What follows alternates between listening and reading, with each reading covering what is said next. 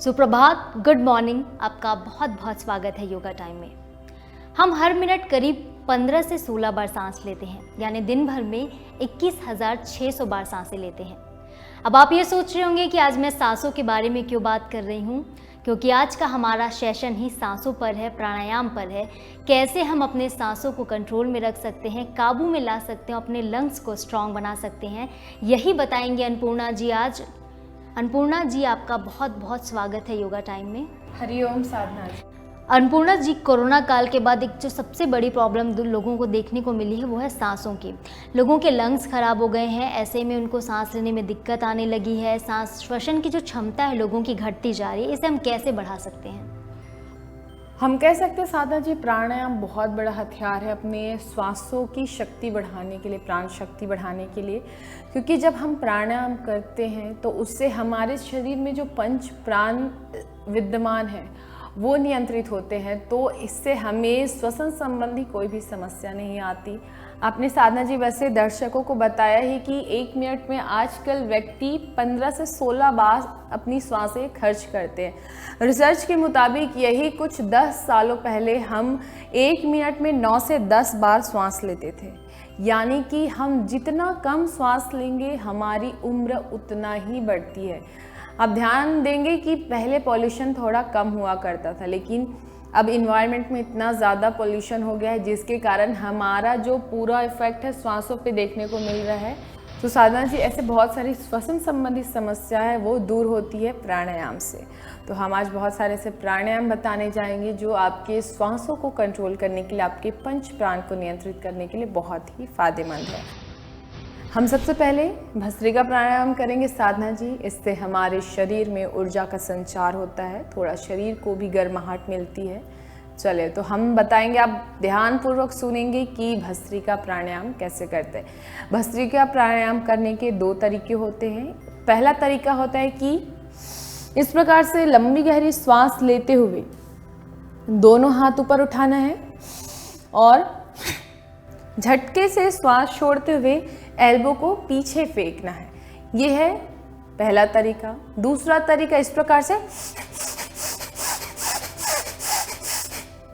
ये है दूसरा तरीका।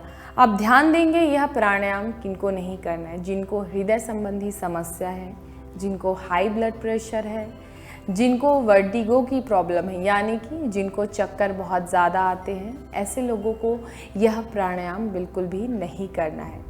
चले हम इस तरीके से करेंगे। अगर आप दूसरा तरीका अपनाना चाहते हैं तो दूसरा तरीका अपनाइएगा। चले ये 20 बार करेंगे। देखिए, इनहेल, एक्सहेल, 1 2 3 4 5 6 7 8 9 10 11 12 13 14 15 16 17 18 19 20। Now relax. चलिए अब हम करेंगे एक बार चंद्रभेदन। दोनों नाक से लंबी गहरी श्वास लेंगे और लेफ्ट नाक से श्वास छोड़ेंगे। चलिए इनहेल। चलिए राइट नोस्ट्रिल क्लोज करेंगे, लेफ्ट से श्वास छोड़ेंगे। Now relaxed. कुछ समय के लिए रिलैक्स करेंगे। देखेंगे यह प्राणायाम के बाद आपको थोड़ा सा हृदय स्थल के पास भारी जैसा महसूस हो रहा होगा, हल्का सा सर घूमने जैसा भी लग रहा होगा। ऐसे कुछ लोगों को होता है, तो डरने वाली बात नहीं है। अगर आपको हो रहा है तो बस ध्यान रखेंगे, अगर आपको वर्टिगो की प्रॉब्लम है, यानी कि जिनको बार बार चक्कर आता है, ऐसे लोगों को यह प्राणायाम बिल्कुल भी नहीं करना है। हृदय संबंधी समस्या वाले और जिनको हाई ब्लड प्रेशर है उनको भी यह प्राणायाम बिल्कुल भी नहीं करना है। बाकी यह अन्नपूर्णा, इसके साथ एक सवाल ये कि जो अभी हमने प्राणायाम किया है, इसे जो भस्त्रिका प्राणायाम है वो 20 बार ही करें और लास्ट में एक बार चंद्रभेदन प्राणायाम जरूर करें। तो चलिए अन्नपूर्णा, आप चलते हैं अगले प्राणायाम की तरफ। चलिए अब हम चलते हैं कपालभाति के लिए। आप इस प्रकार से दोनों हाथों को द्रोण मुद्रा में रखेंगे। कपालभाति प्राणायाम हम 1-1 मिनट में 1 राउंड करेंगे। देखेंगे इस प्रकार से रखेंगे, मुद्रा का प्रयोग इस प्रकार से पद्मासन में बैठ जाएंगे। अगर आप पद्मासन में बैठ सकते हैं तो, अगर नहीं बैठ पाएंगे तो कोई बात नहीं, आप अर्ध पद्मासन और सुखासन में भी बैठ सकते हैं। इस प्रकार से हाथों को रखेंगे घुटने के ऊपर। अब हम 1 मिनट का पहला राउंड करने जा रहे हैं। ध्यान रखेंगे अगर आपने बीच में फ्लो तोड़ा, यानी कि अगर आप शुरू में जिस फ्लो से स्टार्ट किए हो, अगर लास्ट तक आप वो फ्लो मेंटेन नहीं कर पाते हैं तो आप वहीं पर रुक जाएंगे। जैसे ही आपकी सांसें फूलने लगेगी या फ्लो टूटने लगेगा, आपको वहीं पर रुक जाना है। पूरे लंबे समय तक नहीं करना, क्योंकि हम जब बिगनर्स रहते हैं तो शुरू में थोड़ा सा लगता है समय इसको अच्छे से करने के लिए। तो चलिए शुरुआत करते हैं कपालभाति के लिए। देखेंगे इसमें लंबी गहरी सांस भरना है और सांस छोड़ते हुए पेट को अंदर बाहर करना है। चलिए नाउ इनहेल,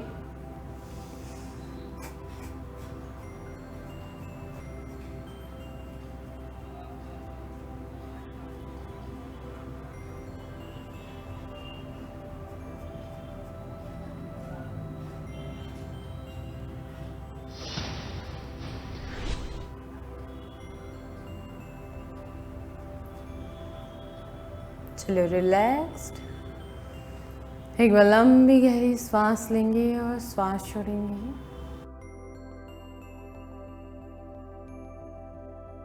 कुछ समय के लिए अपने श्वासों को सामान्य स्थिति तक लाने के लिए रिलैक्स रखेंगे। चलिए दूसरे राउंड के लिए चलते हैं। लंबी गहरी सांस लेंगे,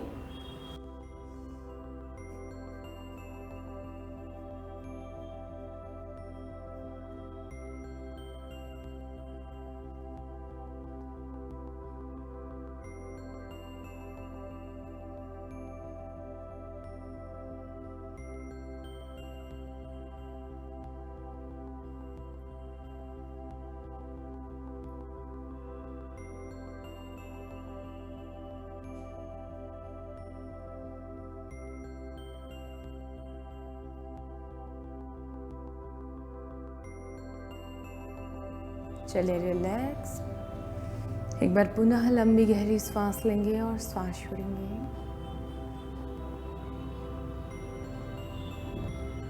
देखेंगे यह कपालभाति क्रिया के बाद आपको काफ़ी हल्का महसूस हो रहा होगा।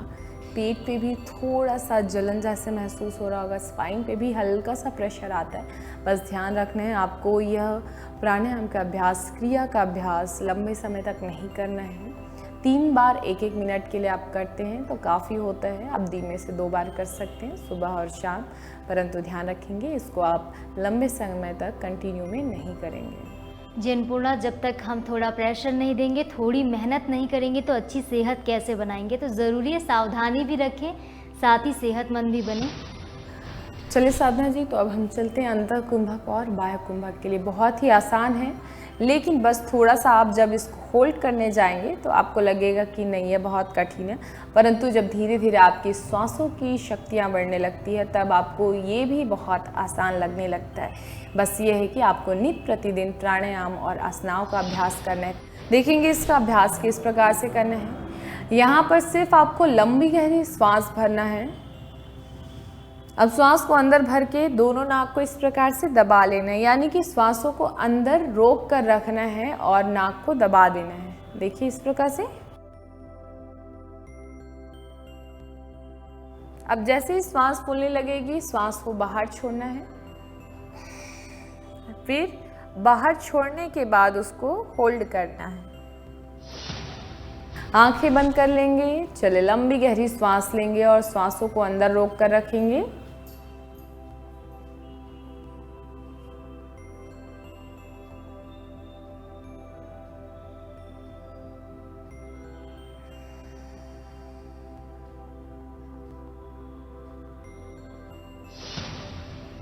Exhale and hold. Exhale and hold.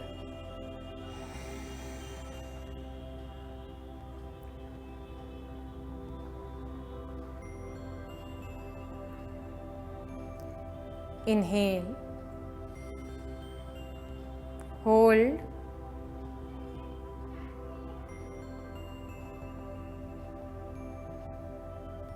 exhale and hold,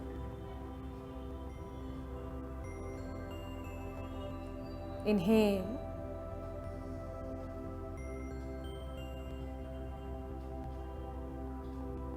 exhale,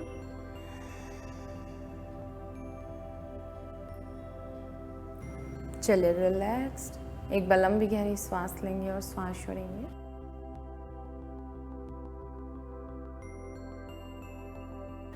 आप जब भी प्राणायाम का अभ्यास करते हैं ध्यान रखेंगे आंखें बंद करके ही करें, ताकि आप अपने अंतःकरण पर ध्यान कर पाएँ, अपने जो अंदर होने वाले जो श्वास प्रश्वास की जो गति है उसको महसूस कर पाएँ। क्योंकि प्राणायाम बहुत एक अच्छा माध्यम होता है हमारे मन को एकाग्र करने के लिए, मन की जो चंचलता है उसको कम करने के लिए। इसलिए जब आप आंख बंद करके करते हैं तो क्या होता है, हमारा मन भी नहीं भटकता, क्योंकि हम जब किसी चीज़ को देखकर करते हैं तो हमारा ध्यान इधर उधर भटकने लगता है। और जब हम आंखें बंद करते हैं तो धीरे धीरे हमारा मन भी एकाग्र होने लगता है, और जिससे हमारी इंद्रियां भी चंचल नहीं होती और हमारा जो चित्त है शांत होने लगता है। अन्नपूर्णा जी, अब हम कौन सा प्राणायाम करने वाले हैं आगे? अभी हम चलते हैं उज्जयी प्राणायाम के लिए। उज्जयी प्राणायाम में आपको हीजिंग नॉइज यूज़ करना है, यानी कि आप ऐसा श्वास लेंगे जिसमें ऐसा लगेगा कि आप नाक से नहीं गले से श्वास ले रहे हैं। जिस प्रकार से जब बच्चा सोता है तो उसके नाक से जिस प्रकार से आवाज़ आती है, उसी प्रकार से आवाज़ करते हुए आपको श्वास लेना, अपने थ्रोट रीजन को यूज़ करना है। ध्यान रखेंगे जब आप श्वास लेंगे तो आपको ऐसा फील होगा कि आप नाक से नहीं गले से श्वास ले रहे हैं, और जब श्वास छोड़ेंगे तो लेफ़्ट नोस्ट्रिल से आपको श्वास छोड़ना है। अपने राइट नोस्ट्रिल को दबाना है और लेफ़्ट से हिजिंग नॉइज़ के साथ ही आपको श्वास छोड़ना है। एक बार देखेंगे ध्यानपूर्वक किस प्रकार से उज्जयी प्राणायाम का अभ्यास करना है।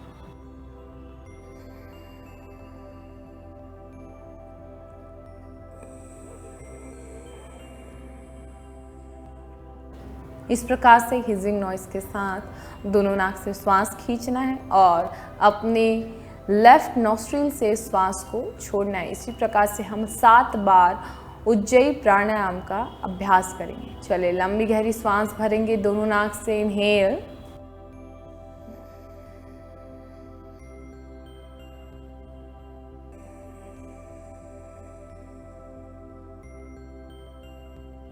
चलिए वापस से सांस भरेंगे।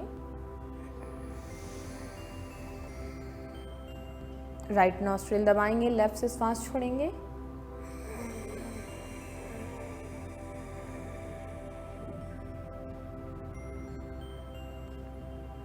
इनहेल,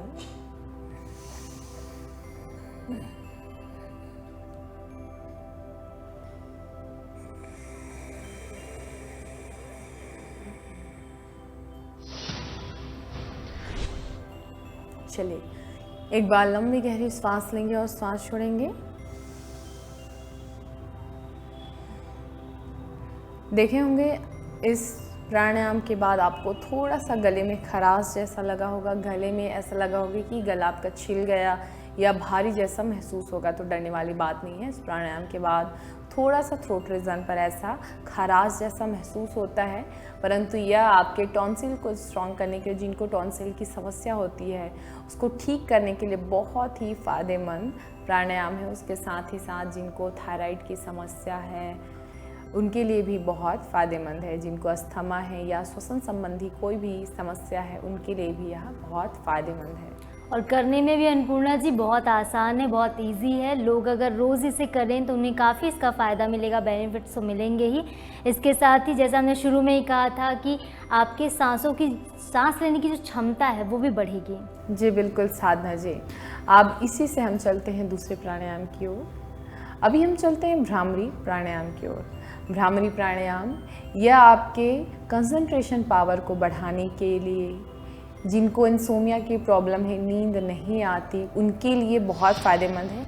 चलिए पहला वेरिएशन देखेंगे कि किस प्रकार से करना है। आप चाहे तो इस प्रकार से कान को बंद करके दोनों आँखों को इस प्रकार से उंगलियों से ढककर लंबी गहरी सांस लेंगे और सांस छोड़ते हुए भौरे की गुंजन की समान आवाज करते हुए एक्सेल करेंगे। इनहेल,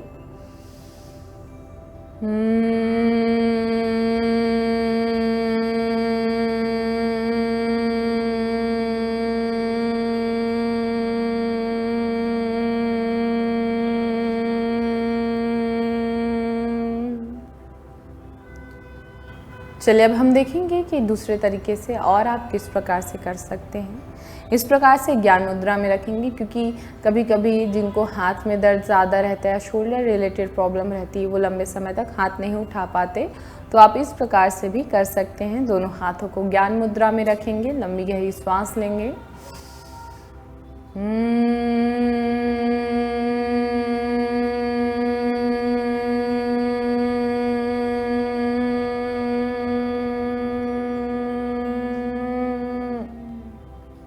इस प्रकार से आपको एक्सेल करना है, यानी कि आपको जिस प्रकार से हम ओम का उच्चारण में लंबा खींचते हैं माँ को, इसमें वैसा नहीं करना है। आपको जैसे ही फ्लो टूटने लगेगा आपको वहीं पर रुक जाना है। चलिए इस प्रकार से हम 10 बार भ्रामरी प्राणायाम का अभ्यास करेंगे। आप चाहे तो इस प्रकार से आंख बंद करके कर सकते हैं, चाहे तो इस प्रकार से। चलिए हम इस प्रकार से इसका अभ्यास करेंगे। लंबी गहरी सांस भरेंगे।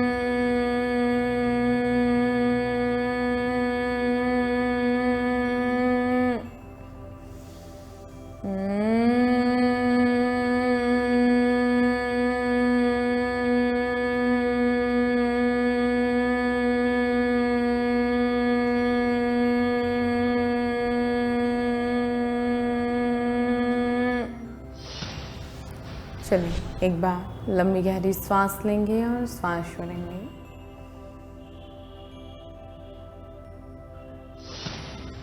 चलिए इसी के साथ अब हम शांति मंत्र की ओर चलते हैं।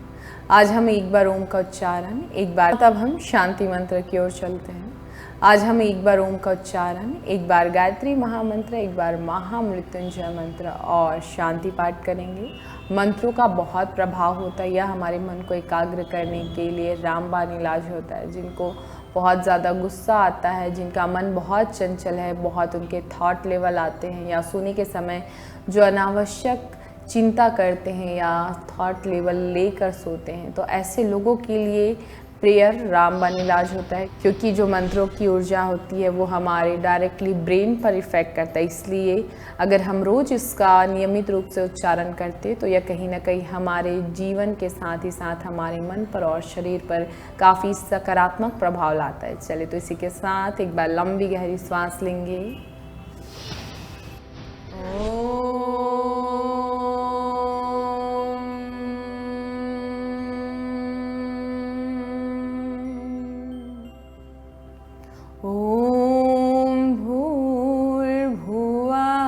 स्वाहा तत्सवितुर्वरेण्यं भर्गो देवस्य धीमहि धियो यो नः प्रचोदयात्।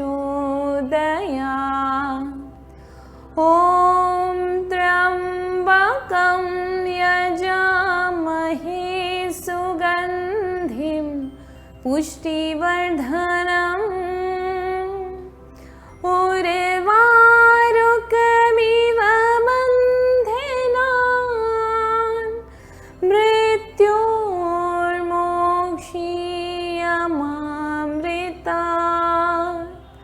ॐ स्वस्ति नः इन्द्रो वृद्धश्रवाः स्वस्ति नः पूषा विश्ववेदाः स्वस्ति नस्तार्क्ष्यो अरिष्टनेमि स्वस्ति नः बृहस्पतिर्दधातु। ॐ पूर्णमदः पूर्णमिदं पूर्णात् पूर्णमुदच्यते पूर्णस्य पूर्णमादाय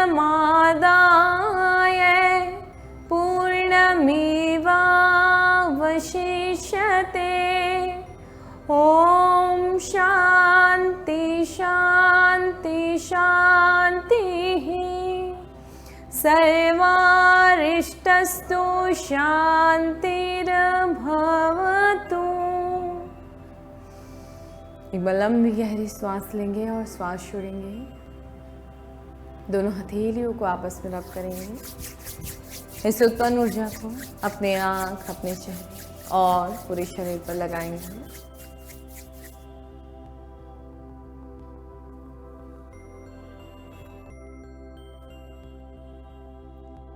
धीरे से आंखों को खोलेंगे मीठे से मुस्कान के साथ। Thank you, Hariom. हम सांस लेते हैं, इसके लिए हमें ईश्वर का धन्यवाद करना चाहिए। साथ ही अगर आप नित्य प्राणायाम करेंगे तो अपनी सांसों पे कंट्रोल कर सकते हैं, उस पर काबू पा सकते हैं, क्योंकि अन्नपूर्णा जी ने जैसे हमें बताया जितनी कम हम सांसें लेंगे उतना लंबा और सुखी जीवन हम जिएंगे। इसी के साथ मुझे अन्नपूर्णा और कैमरामैन अजय को दीजिए इजाज़त। कल फिर मिलेंगे नए एपिसोड में, तब तक के लिए नमस्कार।